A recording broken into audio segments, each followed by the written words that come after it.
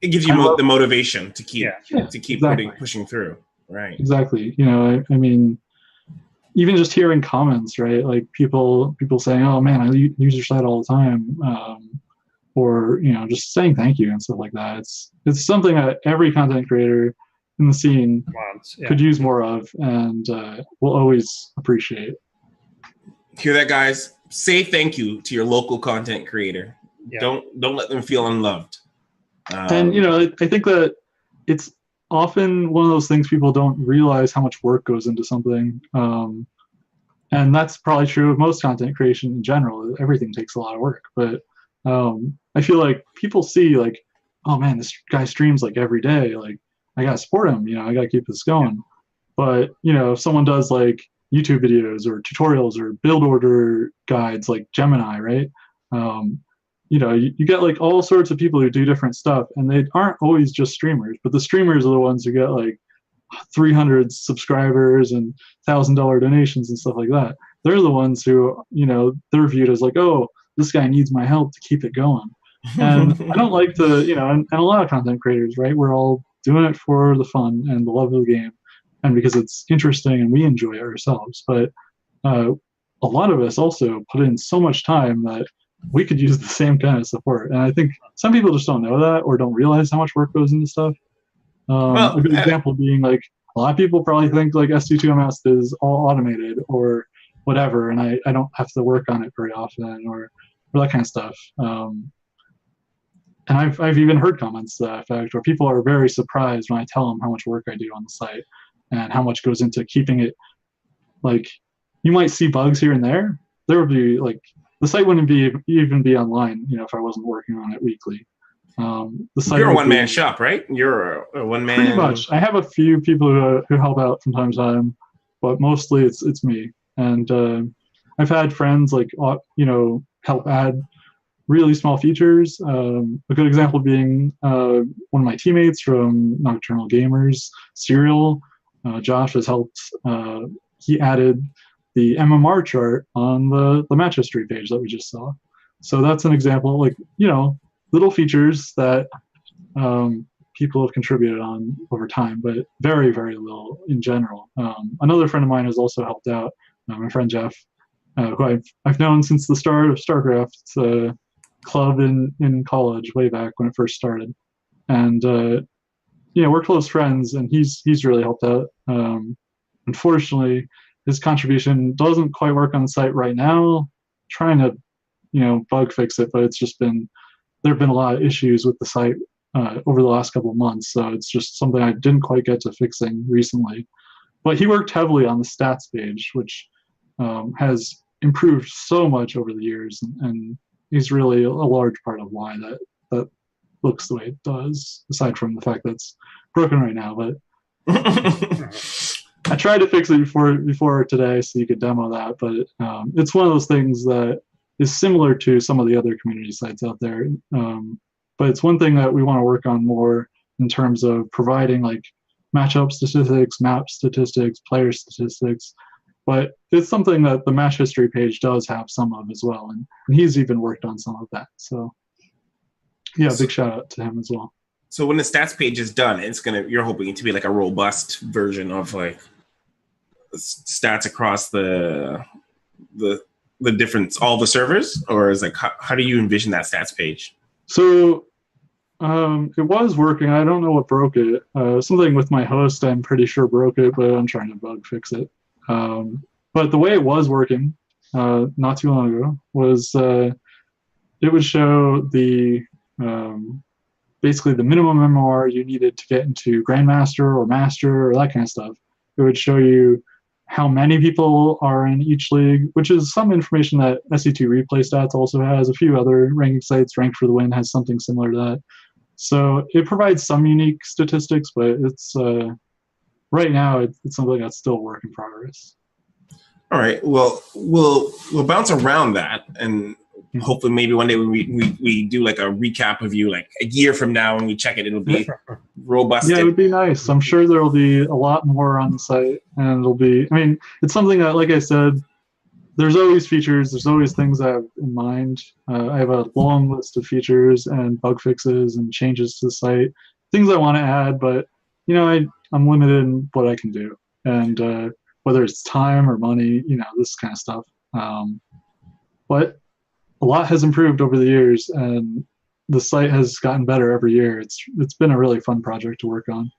I actually have a question and point I'm going to bring back to. I wanted to finish our run through, and then I wanted to go back into questions from myself and Ender's. Let's check out clans. Sure. Kara, take us to clans. Let's check out the clans. Psystorm is top of clans for. Is this all the server? Yes. So they have a ton of players in Grandmaster. Yeah. It's like most of the GMs are in the Psystorm. Yeah. Clan.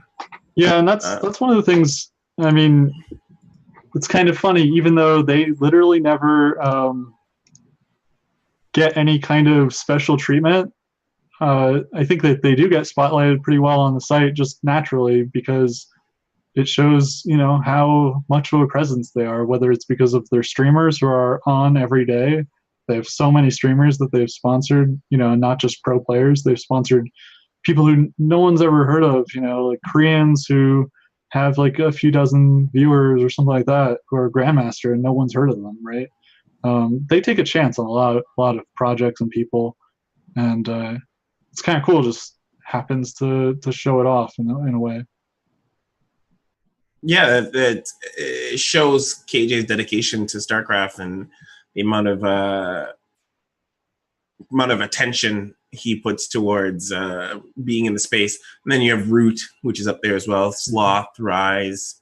And they all kind of hang up. And then the Korean clans are pretty interesting. T1. SC. Yeah, SK sadly, T1. We lost some major teams, but I still keep some of their banners and, mark some of the players until they find a new team. I try to still shout out those teams and leave the player listed as SK2One, even though, Sue's not on SK2One anymore, right? Right. So that's just an example of kind of the legacy of the game. Like a little bit of like a memorial.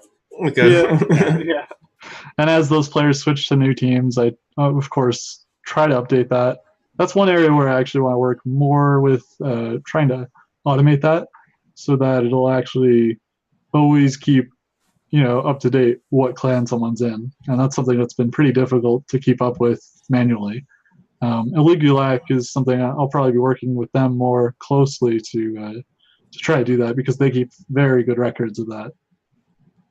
Yeah, they're next on our interview list for Monday. I'm like, the more we interview the different sites, the more it's interesting to see how everything kind of ties together in odd ways, in different ways. So let's go through portraits and then round off our site tour. Sure. Well, we should definitely get a little look at the ladder while we're at it, since that is the most popular feature on the site, probably. Did we miss that? That's the very first one. It's under the actual. Oh, yeah. Okay. Let's do portrait and we'll come back to the ladder. Yeah, sure. Okay, I'll be honest. I didn't know that. Like I knew it. I could probably skip portraits, to be honest. Although we can briefly do it. We're gonna do it briefly because I it's actually kind of a cute, like a kind of cute page. Like I kind of like the page itself. It's fun. It's not super important, but yeah, cool. It's just like it's kind of quirky. Like I remember when you mentioned it when we were in the homepage, and I was like, okay. And then I'm like, oh, okay, this is kind of cool. Sadly, it's slightly broken, but it still kind of works. Sorting by portrait popularity should still work pretty well. It even shows you if you click on the 2000, like I just clicked on the 2016 Summer Championship, which helps you find who uses it. Yeah. So if you're trying to look up a player, this is one way you can actually find a player is by their portrait. That's kind of cool. I like the idea. I'm looking for the Canadian Marine from the Hell It's a Good Time tournament. Well, I clicked on the Canada one for 2016 Summer Championship, which is the first, I guess the sixth row down. But yeah, I don't see the other Canadian one. I think at the very, the very bottom. It's called like Cyclone 40 or something. Okay. I don't know why it's called, but that's not the right thing, right? Yeah, I don't know. Okay, well, let's bounce over to the NA ladder, and let's take a look at that. NA ladder. All right. Oh, if it will load up for me. NA ladder. Yeah. Overall, while I wait for my NA ladder to show up, how long did you feel it took to put some of the overall skeleton of the site together? How long did it take you? You know, oddly enough, the skeleton for the site was super fast. I have a computer science background. I have a degree in it and have worked in the field for a while. So I would say, I came up with the idea from the site. I initially started with a database of just all the different accounts I knew. And then when I got more serious about actually wanting to do the site and started, considering it and putting together the Kickstarter, I had friends who suggested, hey, why don't you actually try this and, kickstart it to get it off the ground. And I would say I started serious work on the shell of the site right after the Kickstarter was put up online, and within a week, before the Kickstarter even expired, I had the site working for the most part. Now it looks a hell of a lot better than it used to, but yeah, I got the core of the site up right off the bat. I think one thing we'll end up doing on this show is we'll pull up a Wayback Playback Machine version of people's websites to compare them then and now. That's a good idea. It definitely looks different. I'm going to do that for the next couple of ones. One thing I like to kind of tout and that I'm really proud of is the fact that there's all sorts of Kickstarters in the scene, right?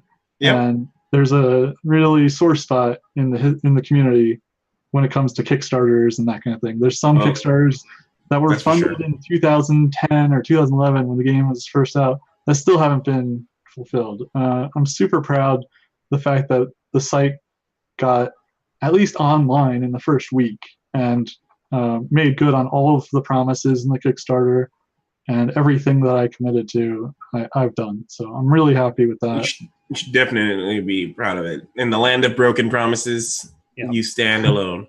Promise fulfilled. Yeah, I'm very happy with that. So, okay, here we are on the North American ladder. Cade is number one, but or sorry, that's players. Like, is that actually Scarlet? Is that actually Scarlet? Like, rank 1 is Scarlet, yeah. Huh, I didn't realize. She's also top 16 with Protoss, so yeah, it's pretty cool. By the way, shout out to Scarlet. She was definitely a major resource. I'll try to leave the shout outs for later, but she was part of. Oh, there's another Scarlet account here. There's two. Yeah. Ah, I see. She's first, 13th. Yeah. She holds two positions. And then you link to the replays. Well, that's really convenient. You have the Aligulac and then the replays, and then to the stream. Yep. Man, so I think it really is. I think underrated the amount of cross-referencing you'd have to do to make sure that's all accurate. Yeah, it's been a lot of effort. I mean, this is something that definitely didn't happen overnight, and I've been adding to it daily. I've created a lot of different tools in the background that I use to discover streams, to discover accounts, to discover the replays and the Aligulac and everything like that. Some of it's automated, and some of it just requires a lot of work on my part. So I'm really happy with it, though. It's come a long way. There's just so much more information than there used to be. Okay, so I think before we jump out of the tour and go back into a little question and answer thing, Dave, actually, did you have any questions specifically about the site while we're... Yeah, one thing which I misread it the first time that I had looked at it way back when, but like the information showing the online, that's the last time they were on that stream, right? Yeah. Like I assume, had you ever considered potentially listing for each player the last time that they played a game. So that information is available, and it's actually kind of, it is technically available on the site as well. It's just not put there because of space reasons. It just wouldn't fit well on the page. But if you click on the matches link, which is on that page, you could click where it says like 14-1, there's like a shield. That'll actually show you their most recent matches on that account. Yeah, and part of me, again, thinking in a potentially unethical way, I know that when there are some players that definitely do this on purpose. They will, play the NA ladder at 5 in the morning, knowing that no one's online. And I was wondering if someone would ever try and use this info to duck people. Absolutely. So this is something that probably comes up pretty regularly during the ladder qualifiers. I think I would. I think that this site, but there's also another site that someone else I've worked with occasionally, Nicholas Ninan behind SC2 Stock, if you guys remember that site. It's still around, and during the challengers, it tends to get a lot of attention. SC2, what was it called? SC2 Stock? Yeah, SC2Stock.ninin.me. It's a kind of minor site, and was part of the genesis of the match history feature on my site.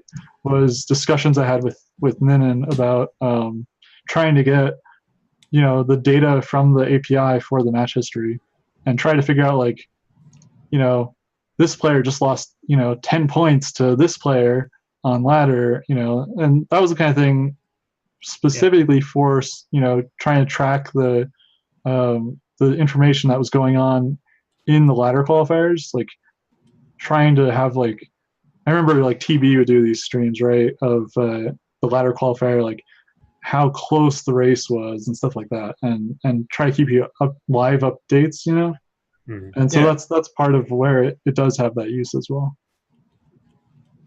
So I guess when it comes to dodging people, that's one area where some small attention has been considered on the site, but mostly in terms of helping people do that, which is kind of fun.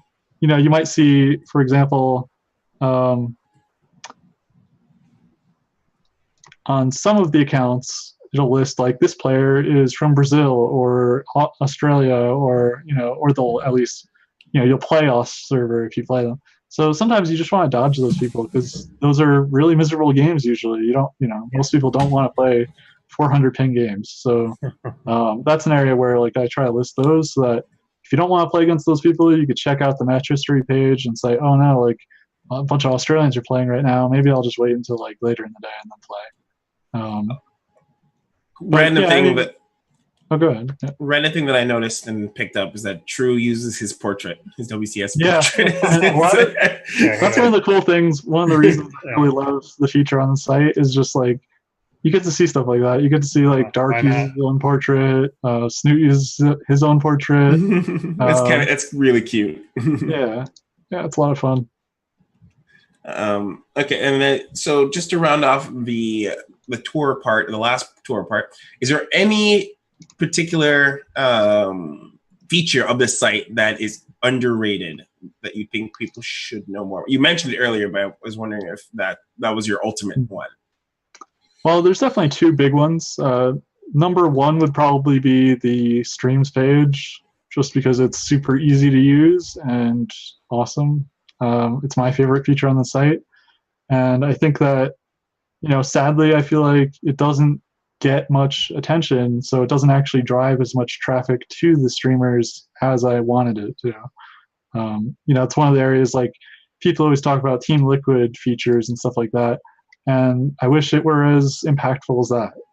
Sadly, it does seem like you'll still get some of those top Grandmaster players who get 4 viewers or 1 viewer, and I think it's done some great work in improving that, but it's something that I wish I could push even harder. I think honestly, it's the kind of thing like I almost wish I could rename the site something so that people don't just think of unmasking barcodes when they think of the site. Because I feel like almost the branding of the site kind of sabotages the other features that are so much more interesting in my view. So that's one of the major features. I definitely do hear like, if the site is down or something along those lines, I hear the people who are like, oh no, I need to find out what the best streams are or stuff like that. People who use it every day. And it's always cool to hear those stories. Mick Monroe is one of the guys who tends to do that and say, hey, when does the site come back online or something like that? I gotta use it for this feature. So it's always really cool hearing that kind of feedback. Was there any of these features? Oh, never mind. Go finish it. So the other feature would be, like I was showing you guys the match history statistics. That stuff, I think, there's so much data on the site that is somewhat hidden, or at least people don't explore enough to find it. And I try my best to make it more obvious and to link directly to stuff like that if I can. But I think that the one area that's really hidden too much, or maybe is just ignored or unknown even, is the map statistics, the match history filtering, that kind of stuff. All right. So are there any of the features that were actually created by the community, like that you didn't think of, that the community suggested to you and you implemented? Yeah, so a good example of that, I guess, at one point, maybe a couple of years ago, I guess it was, I discovered, or I guess I was talking with Snoot, and he talked about how he keeps track of like the accounts he's playing against by the link, like the in-game link. And that's one thing I hadn't considered because it wasn't automated, but after that discussion, I implemented it on the site. And so if you click on next to the names on any of the ranking pages, it says like, Grandmaster symbol rank 1. If you click it, it'll take you to, like, for example, Scarlet. It'll take you to her account in game. If you're like in to the Blizzard site, to the Blizzard site itself, or no, not to the Blizzard site because that's already there. If you clicked the player name, but it actually takes you to the player's account in the game. Oh, in StarCraft, yeah. So that's a feature where, for example, in Snoot's use of it, it's kind of the reverse, where he's in game, he just played against some barcode, wants to know who it was. He copies the link in game and he pastes it into the search on the site, and then it takes you to their page. And that's something, sadly, it's not something that Blizzard provides that data in the game, or rather in the API. So I do all of that manually. So it doesn't work for every player, but it's something I do for every Grandmaster player, or at least I make the best effort to. Here it is. So you have to click the number beside their the rank. It's asking me if I want to open really the Blizzard. Cool. Yeah, exactly. And you can search by that. So if you copied it from the game, from StarCraft, you could paste it in and search for it. Yeah. Oh, that is really cool. I'll be honest. I didn't even know that was a thing. I would say, I'd be honest, I don't think anyone would know, like, without you. Sadly, it's one of those features, like, some people know about it, some people don't. A lot of people, there's all sorts of little hidden features probably that people just never knew about. And, I'll definitely try to point people to this interview to give them an idea. I was like, that's the whole point of the show. Discover these kind of things. Yeah. I've been meaning for a very long time to do like YouTube tutorials or YouTube exposés on, like the site and how to use it and stuff like that. Because I get all sorts of questions, and people will, message me on Twitter or, on Reddit and say, hey, this doesn't work. And I'll be like, oh yeah, it does. You don't know how to use it right, or stuff like that. And, it's not their fault. It's just like, it's hard to make all this stuff obvious because there's just so many features on the site. And I can't just explain it all directly on the site. I just have to help people figure it out. So that's one area where maybe I should write like a Reddit thread about the features of the site or something like that. Or even like about page, like, or not like a FAQ or something like that. Exactly. That's one thing maybe I can. The about page is pretty useless right now, so maybe I can make it more useful like that. So, and I'll probably defer to Andisword in a second about some of this, but like, is there like, do you do any kind of UI, UX design like for the site? Yeah, I do all of that. Although the base of it is, it's one of those like built-in things. I'm trying to remember what it's called. But it's like the kind of default one of the options through. Let me go check exactly what it is, but it's a really popular resource for kind of the UI. I obviously modified a lot of it, but it's Bootstrap. That's right, of course. So yeah, the base of the UI is Bootstrap, and there's a few other things like Font Awesome I use for some of the symbols.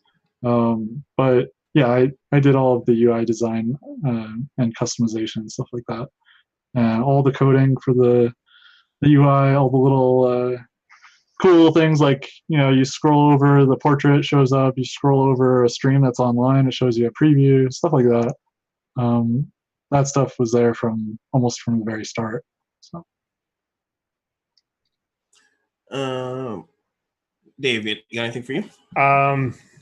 What was I just thinking? I was just thinking something there. Oh yeah. I saw a little earlier when we were browsing around the clans thing. Some of them even have like additional notes, like one of No Regrets accounts actually had the note.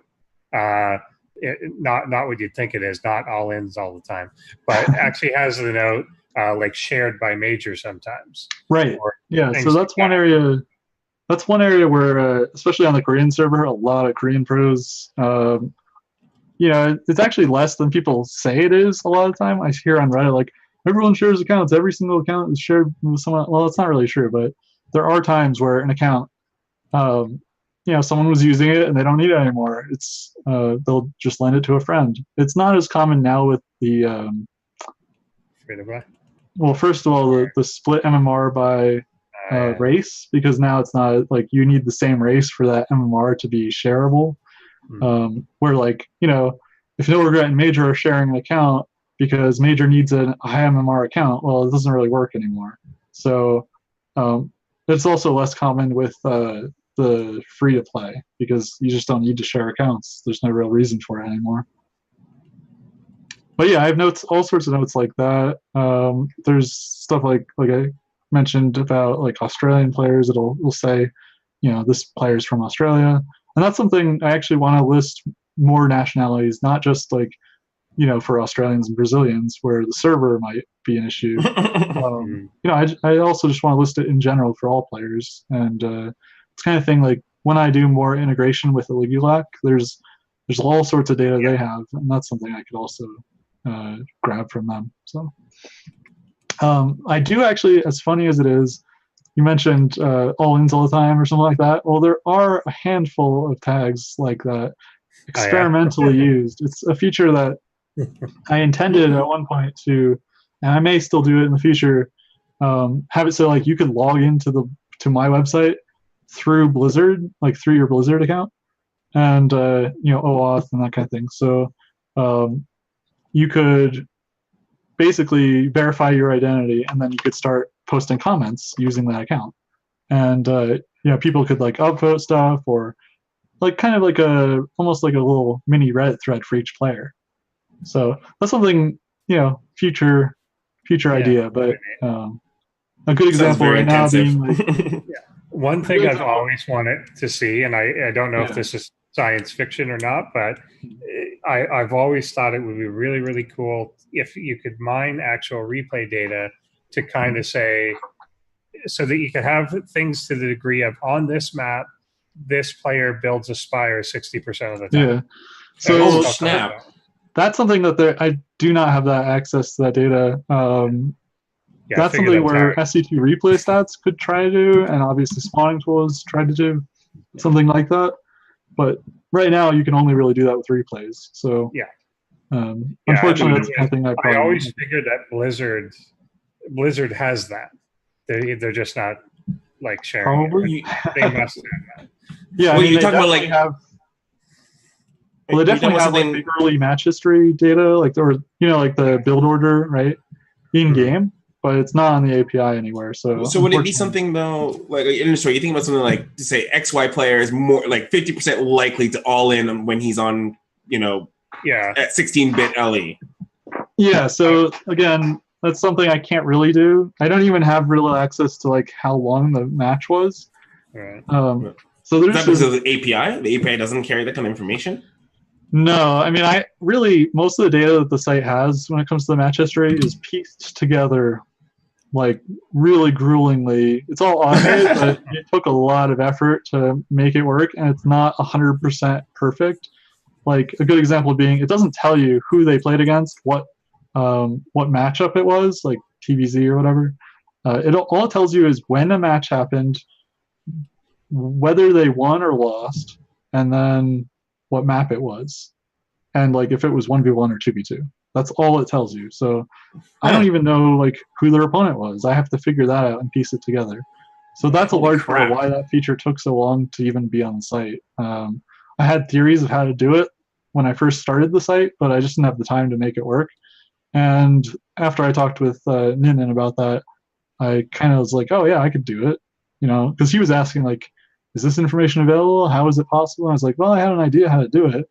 And then I kind of remembered it, and then I started working on it just because I was curious, and I got it working. So, yeah, I mean, it's one of those things I wish Blizzard would add more information, but right now it's not available.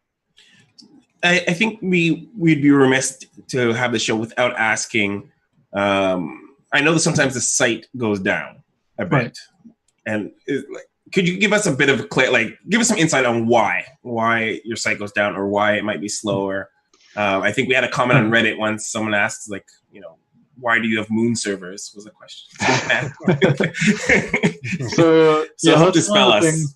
As great as the Kickstarter was, it was set with very modest goals, and while it exceeded what I initially expected in terms of the community support, the site ended up needing much, much more money to be able to do basically everything that it does now, and to be able to do it fast. So, as much as I talk about how, it'd be nice to get this support, whatever.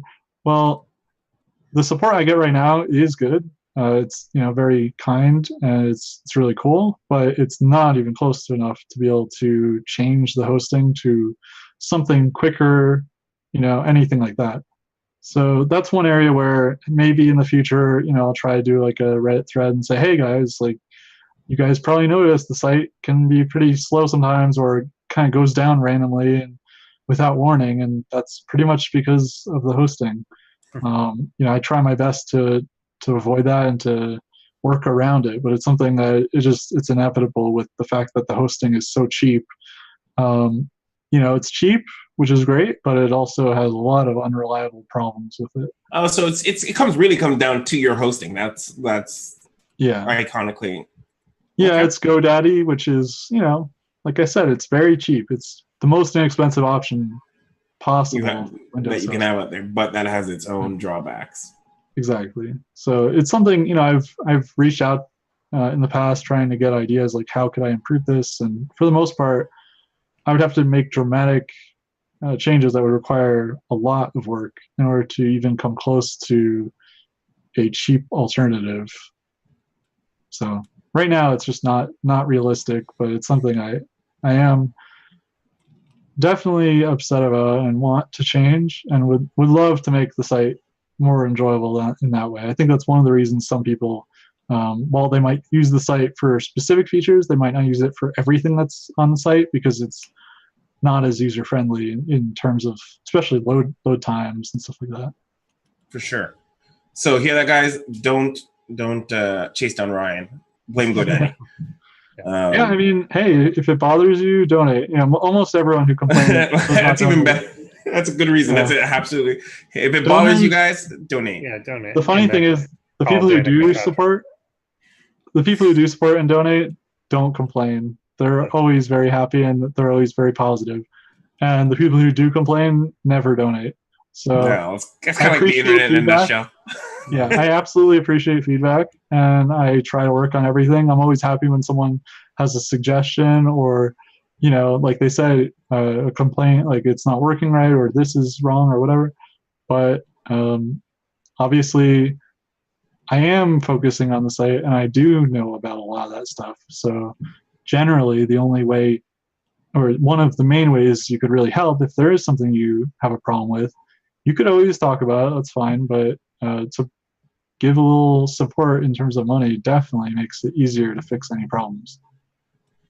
All right, so rounding is off. I think for me, I have about one last question to me, and then we'll get close to running it up after Dave has his closing question. Is there a particular thank you story that you enjoy? You mean like someone thanking me? Yeah. Like Okay. let's positively, like, what is there a story of someone thanking you that you would like to share, like a recount of something? Well, you know, I hear all sorts of comments from time to time. I would say there's not anything so dramatic from, you know, any one time. But I've heard like people like Rotterdam and Artosis shout out the site and talk about how great of a resource it is. And that kind of stuff is really cool to hear. I mean, it's just awesome. You know, getting that kind of appreciation from people who love the game, right? And people who mean a lot, you know, people who I'm a fan of as well, right? So, yeah, I mean, you know, getting to see pro players. I mean, I remember seeing like Dark use it on his stream, right? Wow, that's so cool. I mean, stuff I never imagined at any point in time, really, especially when the site first came out. But even nowadays, you know, it's like, it's really cool just seeing people use these features, and the fact that it has had such an impact on the community. You know, it's one of those things, like, when I look at like the income the site brings, it's almost shocking, because I know that it has way more of an impact than that on the community, and that people love it. You know, it's one of those things, like I was saying before, I think to some extent people just don't always realize it, or it's not the same kind of, like, right, when there's like a big streamer and they do like a John Cena sound when you donate $1,000. I mean, like, Maximus Black is a genius when it comes to that stuff. That's not my expertise. I'm not great at begging for